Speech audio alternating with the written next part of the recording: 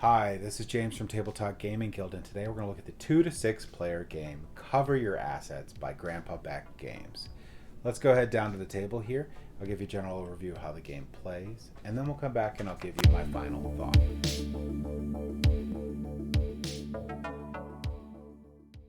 Alright, this game is Cover Your Assets, and in this game here you're going to try to get the most points at the end of the game, or basically the most money by the end of the game to be the winner. Now, a couple things to point out. There's going to be all different things you can collect throughout the game that have different values in them. But one important note to point out is there's going to be gold here and silver cards, which are here. These are actually wild. So these cards right here, you can pair them, which you'll see in a minute, with other cards, or you can challenge with them. The gold counts as one card of whatever you want, or the silver counts as one of whatever card you want, and the gold counts as 2. And I'll show you challenging and all that other fun stuff in a minute.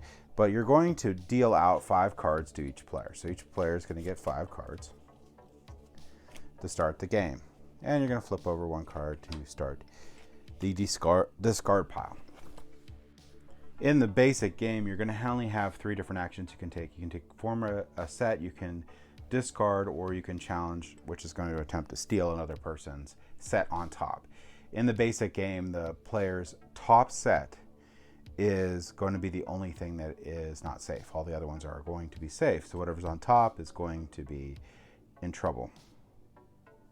So I'll show you form a set, but basically to do the simple action of discard, you're going to discard a card on top of here, and you're going to draw a card. Now, forming a set, you can form a set by having 2 cards in your hand that are the same. So I have a wild here. If I use the wild would go on the bottom. But I can also get the top discard pile, which I will. And I'll form my first set. And as the game goes by, and you'll draw back up to your 5 at the end of every round, as the game goes by, when you're forming sets here, you're going to put the next set in the opposite direction over top of it, protecting the set below it. And you're going to continue doing this indefinitely. So the stack can be whatever high.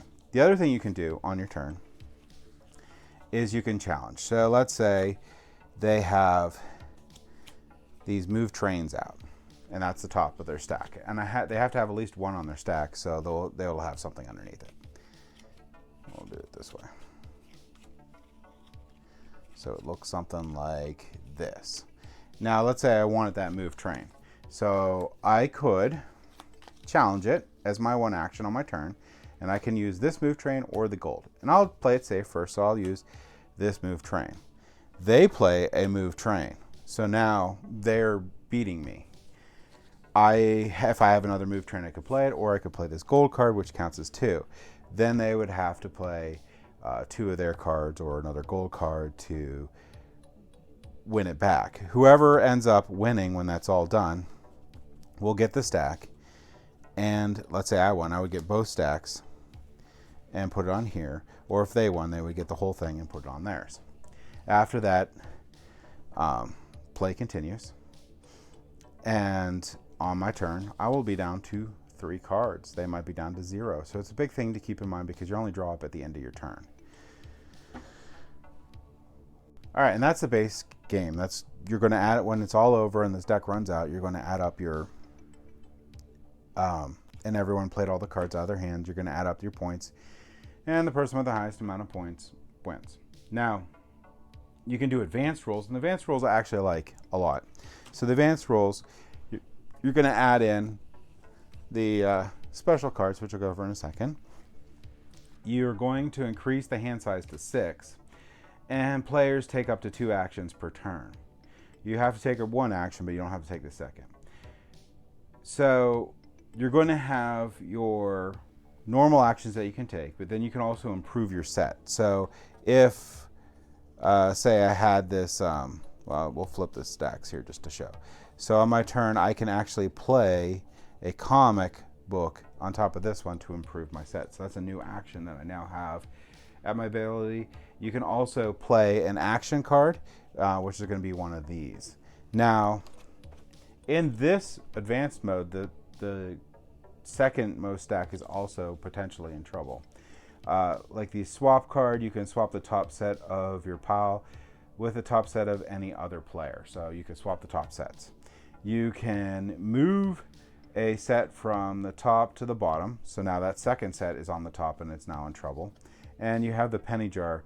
This counts the same as 2 wild cards when used to steal or defend. So this one is like not that great for in your stack, but you can use it to steal other people's stuff. So those are the advanced cards that you can use in there, and you get 2, like I said, you get 2 extra actions that you could at your disposal that you could pick to do, and you can take up to 2 actions per turn with at least taking 1. And I highly recommend playing with the advanced rules pretty quickly. So once you play your first or 1 or 2 games and you get used to playing the game, I would throw those cards in there and I would play with the advanced rules with the additional options that you get to play. So in a nutshell, that's going to be how to play Cover Your Assets. Let's go ahead back up to the table here and I'll give you my final thoughts on this game. So I really love Cover Your Assets. It's a really great game. It's another one of, I don't think I have not liked a Grandpa Beck game. They're all amazing family-weighted games that are fun to play, fun to teach, just great. I mean, you can play this with gamers, you can play this with non-gamers. Everybody, I think, is going to generally enjoy it because it's just a fun time. Cover Your Assets is a wonky, fun game where you're just basically trying to gauge how much value they have on their top asset and what you can do with it. I suggest almost immediately playing with the advanced rules. Maybe play 1 or 2 games max of Cover Your Assets before you play with the advanced rules. I think they add more to the game and they're great, and they add more strategy and more little things you can do. Now I will mention there's a similar game by the same company, Grandpa Beck Games, called Cover Your Kingdom. Cover Your Kingdom is more going to be on the advanced end of Cover Your Assets. But still easy to teach and a good family-weight game. Cover Your Kingdom, instead of having 1 pile of assets, you have 2, and some of the cards can only go in either one. And you basically start with the advanced rules of this game with that.